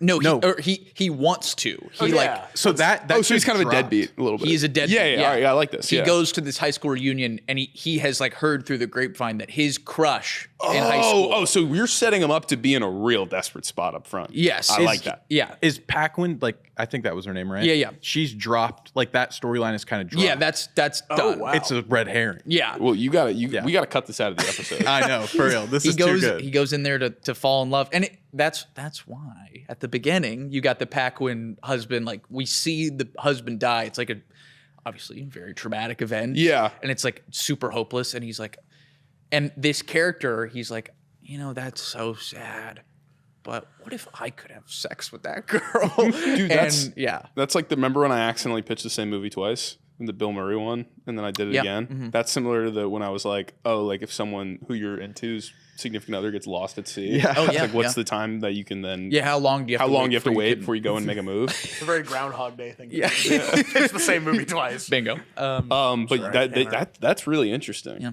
That's I like how clever. you think it's going to be about her character, and it's just not at all. Yeah. Did she come back in the end? Maybe I think she might. I think she might show up in some of the. the flashbacks. Some of the the places that he gets taken. Maybe she can save him in the end somehow. It's possible. Yeah, I thought there could be something interesting where it's like also if like she was like ruthlessly mean to Henry too. Yeah. Like so she shows up and he's like, "This is the girl that you like," and it's like, I don't know. I don't know this. I don't know what you're showing me. What is Colin this? Farrell in his penguin makeup. And Colin Hanks is there now too, and if that is something you want. But yeah, that's it. That's Wow, reunion. good job, Will. Congratulations. There are no farts except Noah, for the title. There's gonna be a few. I can already. I can promise you that. No, you're slotted in for the Tournament of Redemption. I don't want to do that. which we do. What is the Tournament of Redemption? You'll have to prove yourself. Yeah, for sure. It'll be hours. It's basically me being put in the machine and then another pitch, another pitch, another pitch. All of our former guests who've lost line up here, and they just come in. Yeah, it's Okay, you hell know, yeah. like a pit. It's hard to schedule. Yeah. We'll figure it out later, though. Yeah, I'm down though. I'm down to come in and pitch the sequel to what I just pitched. You didn't like the first one, no. You're gonna But no, love the great work sequel. though. Yeah, this was really fun. Yeah, it was a lot of This fun. was a great chat about a really a movie worth chewing into. You know, 100%. Really, really A bite filmmaker in. worth chewing into. A filmmaker. I mean, we could. There's so much we could talk about. I will say this. Although I've said up until now there's been a part where I get lost in all of his movies. Yeah. I'm going to see every movie he makes. Yeah. He is by far one of the most interesting filmmakers making movies. You got the season tickets. Yeah. I have season tickets to Ari Aster, not unlike a very different filmmaker, M. Night Shyamalan. I actually was thinking about this like 10 minutes ago. While one of you was pitching, for some reason M. Night popped into my head. Oh, Probably because of The Village. It was Yeah. The That was Village what I was because of your inspired by. yes, Yes. totally. Yeah. While you were pitching, I was like, it like made me think of The Village. Yes. And I was like, that's actually not. They're not that far off. They're for not. sure. No. He doesn't currently have a stinker to really. But Beau's Afraid is not like. I mean, it's certainly tonally different from an M. Night Shyamalan movie, but 1000%. it's not. It's like in terms of a swing, M. Night's had some swings where you're like, ooh. His writing of broy dialogue reminds me of M. Night Shyamalan dialogue sometimes. Yes, I He's feel like, that hey, too. party at Sarah's house, dude. Like we Yeah. got it. Or it's like, hey, I got some good weed if you want to smoke it. Like that feels very M. Night How Shyamalan. he thinks cool guys talk in Yes. high school because Yeah. he wasn't a cool guy. Yeah.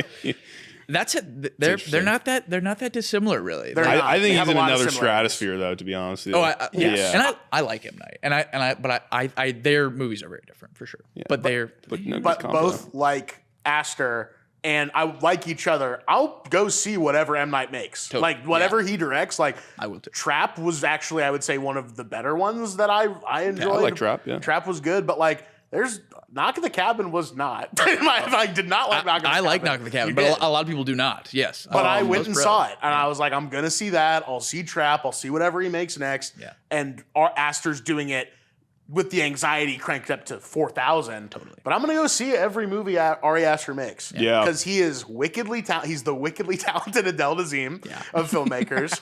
But he is unbelievably talented, and you're gonna get. Forgot about that. Yeah, the gears turning on that one. I'm gonna take the ride on everything he does because he's so talented, and I hope that personally he follows the Beau is Afraid Eddington thread more so than the Midsommar Hereditary thread. That's the thread I'm more interested in of his personally. But he's pretty amazing as agree. far as a Shout out. guy is concerned. So shout out to Ari Aster. Yeah, shout out. Shout out. Thanks for being here, and man. shout out Hey, to no the problem, guy in man. Midsummer who takes the pencil dive off. Bold move going pencil dive off. Yes. the Totally. cliff. Yeah. Get it Shout over out with. to you as well. Get it over with. That's what I always say. Yeah. You're always saying that. But anyway, yeah. Before we go, by the way, Teddy Blanks does a lot of his title cards before. I don't know if he did this one. But if you ever watch an Ari Aster title card, they always got the flower in there. Or it's Okay. the letter moving for the one in Hereditary. Really interesting title card designer, Teddy Blanks. Teddy Blanks. Not familiar. He has a good profile in the New York work. Times if you want to read about Okay. it. Yeah. Thank you, Teddy. Is he the Saul problem. Bass? Is that the guy's name? Yeah, Saul He's, Bass. Saul Bass of our generation? he's the Saul Bass of A24. Some Okay. Bassine Say that. work. Yeah. Yeah. He's done Lady Bird and all those movies too. Oh, anyway, shout out to him. but yeah, Noah, thanks for being here. Thanks for being here. Thanks for having me, guys. This is awesome. This was a lot of fun, and yeah, we're gonna have an interesting August. We're gonna be all over the boat. Yeah, this is my last time in studio for 4 weeks month, now. yeah. Are you actually, you're going somewhere? Yeah, dude, I'm going to Midsommar, brother. Let's no, go. No, I am. I'm going to a wedding next week in Italy, and I'm going to be out there wow. for a little bit. So yeah, That's awesome. You're going to hear some weird audio on my end, but we shall pod. We shall pod. We Pod shall on. pod. Anything Anyway. to plug before we get out of here? Yeah. Noah? Yeah, you can follow me on Instagram at Noah_Marger. That's where I post about all the shows that I'm doing. I do comedy stuff. If you're on the East Coast, I'm planning to come over to the East Coast in the fall. So if you live in some East Coast cities, which I won't say yet because nothing's official, but I'll be on the East Coast in October for end of September through pretty much all of October. Cool. And if you want to see a longer form comedy thing that I did, you can go to my YouTube, which is just my name, Noah Marger. You can check out my it's not really a special. It's this show that I did about just a little over a year ago called Noah Marger Catches You Up to Speed. It's a show. Thank you. We'll put the link. We'll put the link in the pod's description too. It's a show that I did about a very difficult time in my life, and I'm proud of it. And so I would really like people to go see that. And I don't have that many followers. I don't have the biggest following, but it has more views than I ever could have imagined it having. It has almost 2K views on YouTube, which is about 20 million times more than I ever thought. So I would love it if you would go check that out. Yeah. Follow me on Instagram. What's going on? I was over just there? doing the head math of if 2K is 2 But no, million It's correct. You don't have to follow up with me. It's correct.